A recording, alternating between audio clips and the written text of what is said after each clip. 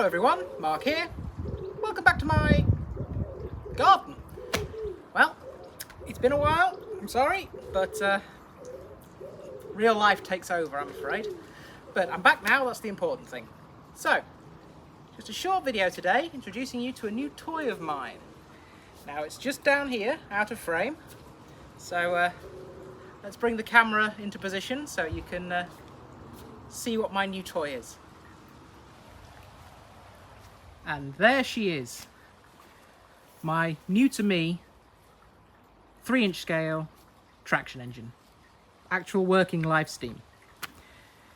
Now I don't have any information in paperwork form about it, sadly no boiler certificate with it either, so I can't fire it for you guys today, I'm afraid. In fact, that's what this whole new series is going to be. It's going to be a stripped down overhaul view, and actually then check the boiler for worthiness, including a hydraulic test and then full steam pressure test if no issues are found. If issues are found, well, then I guess it'll also include repair videos as well. But from what I can tell, there is a nameplate on the side of this that says that it was built in 1946. Now, I'm not sure if that is true or if that was a plaque that someone who built it just put it on to make it look original. I don't know. However, I'm leaning towards the fact that that is true, given its unusual design, the fact that it's a steel boiler, and the fact that just the way it's been built, it strikes me as something that was built in that sort of time period. Now, it's got a lovely paint job on it at the moment, which is great. Also, the boiler seems to be in good condition. The motion work, when I fired it up on a small amount of air when I bought it, the motion work there was really good. Lovely smooth, Swiss watch kind of smooth. Like, it was gorgeous.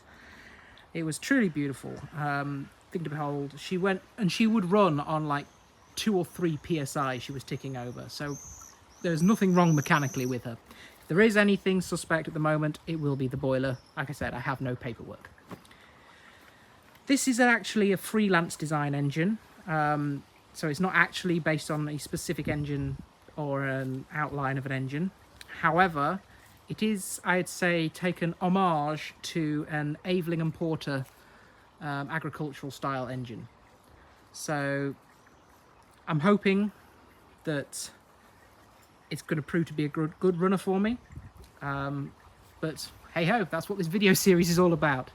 So yeah, let's bring you in for some close-up shots. So here we are now looking at the back of the engine. You can see from, you know, my hand's sort of size, just the actual scale of this. So I'll take you through what we've got. The rear tank is a fully sealed water tank, as per any traction engine. It has a fully functional steam lifter, which is really quite nice actually, to have one that's actually fully functional. So that's wonderful. Mechanical park brake, as always. You have your forward and reverse here. The spring needs some work on that. I feel it can quite easily jump between gears, which is not a good idea really. You don't want that to happen without worrying about it. Up here we have a dedicated brake for the flywheel. Now that's actually kind of handy. I've actually had to make use of that before while I was unloading it. I was able to not only have this brake on, but also the flywheel brake on to make sure it didn't roll away down the ramp. Obviously, sight glass, there's your main steering. It's a bit vague. I think I might look at maybe taking a link out of the chains, because the actual chains themselves, they do seem to be quite long, and you have to do a lot of turning on this before you actually get anything. Now, I know normally there's a lot of turning involved, but there just seems a bit too much on this one. I think it just needs an extra, just needs one link less in each end of the chain, that's all. This has a mechanical water pump running off the eccentric over here.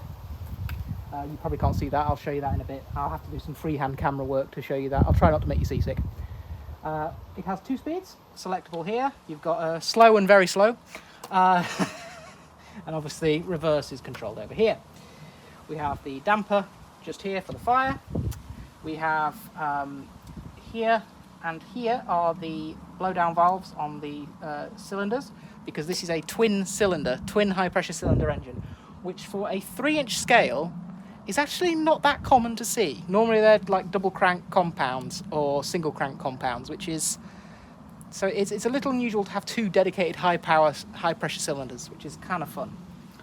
Obviously, yeah, you got your pressure gauge. This thing's operating pressure, from what I've been able to tell and ascertain, given the safety valves, it blows off at 80 psi working pressure. So that's not a bad working pressure, which means you should have plenty of horsepower. Now, obviously, you've got your throttle at the top here. It's fully open. That's fully shut. You have this one here, which is your steam blower. So that's just to keep your fire going if your engine's not running. This one here is the steam feed for the steam water lifter, which feeds directly into the tank.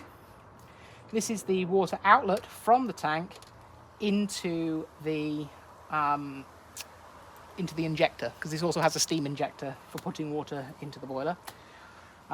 There's also then this valve here, which is the steam for the injector feed. Now, I'm actually missing a bit of pipe work on the back here to connect the steam outlet, to connect the water feed from the tender into the injector. But that's fine. It's because it was rigged to have a different driving truck than the one I got with this that had a water tank in it, so it would pull water from the tank rather than from this one, rather than from the one in the tender. At the moment, it's got actual Welsh coal in the tender here, and I've got a bag of that as well. But that's getting a bit rare to find now, is Welsh coal. So actually, that's something I'd like you guys to help me with. If any of you guys or gals that are watching this video, if you know of a good source in England, UK, preferably even in the Lincolnshire area, that might be able to source a bag of Welsh coal, please do leave it in the comments down below, because that would be an absolute godsend to be able to actually find some Welsh coal.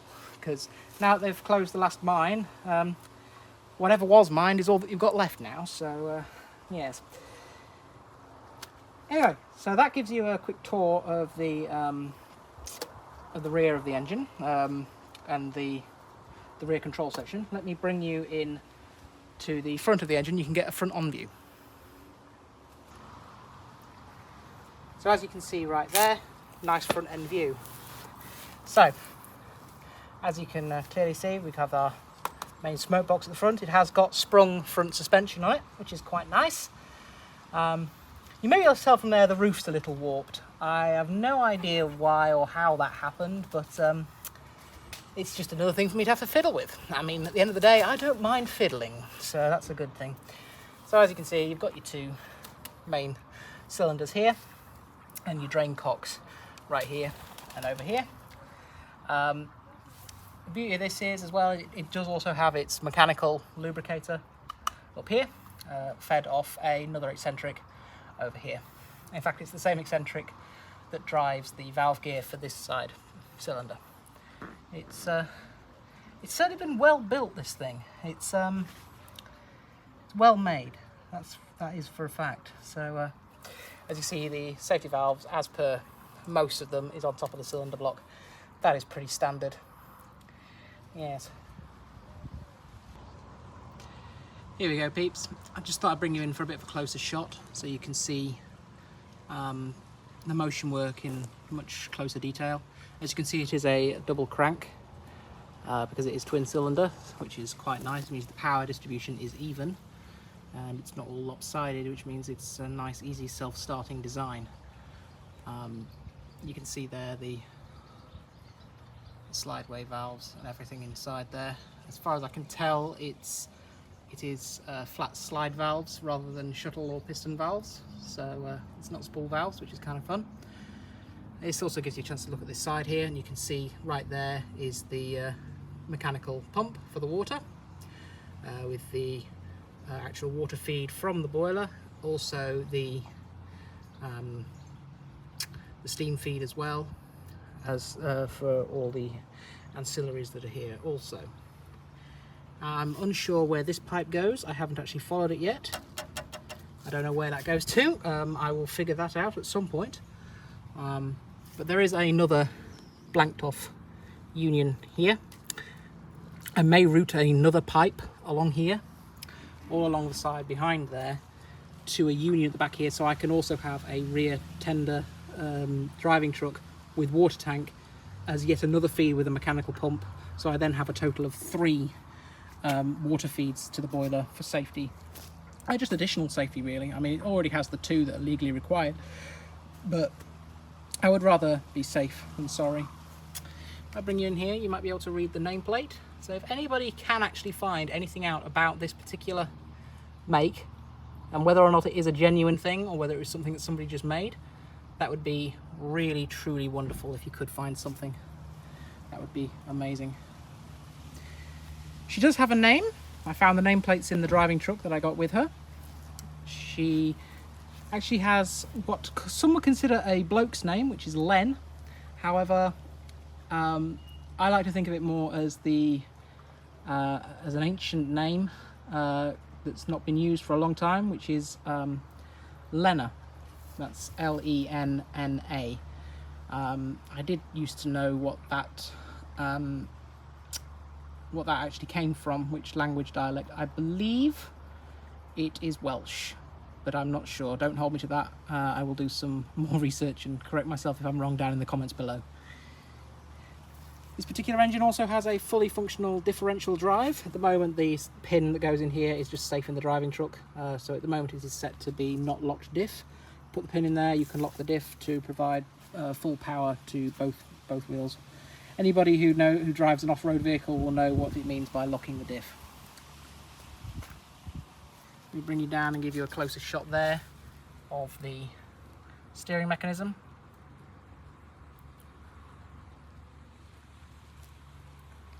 The nice slow pan.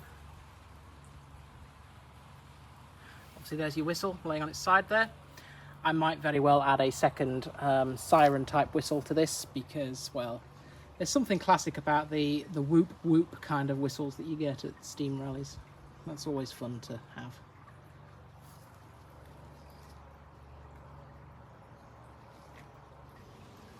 Well, as I said, this is a short video, basically, just to introduce you and to introduce this new series on this nice wee beauty of mine. Not sure when the next video in the series will be up. I've got some workshop related things to do first, including a new milling machine that I've got to find room for somehow, and an arbor press, so this should be fun. But I promised that I would keep you all up to date of things that would happen, so here she is. Here she is. In fact, anybody who follows me on my Facebook page, so it's at Too Many Lathes on Facebook, you will have actually already had a sneak peek of this little wee beauty here, because I do post sneak peeks to my Facebook page. So if you want to have some more behind the scenes and sneak peeks and more up-to-date content, please do come there and follow that page. Your support would be greatly appreciated. Thank you. Well, that's it for now, folks. Thank you very much for watching.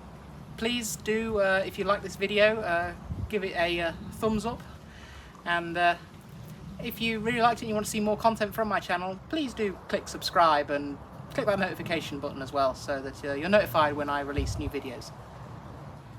You all take care, and I will see you in the next one. Cheerio!